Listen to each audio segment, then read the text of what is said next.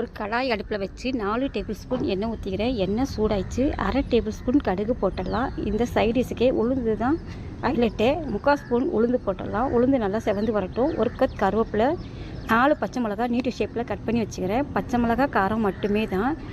அரை table spoon பெருங்காயம் போட்டுடலாம்.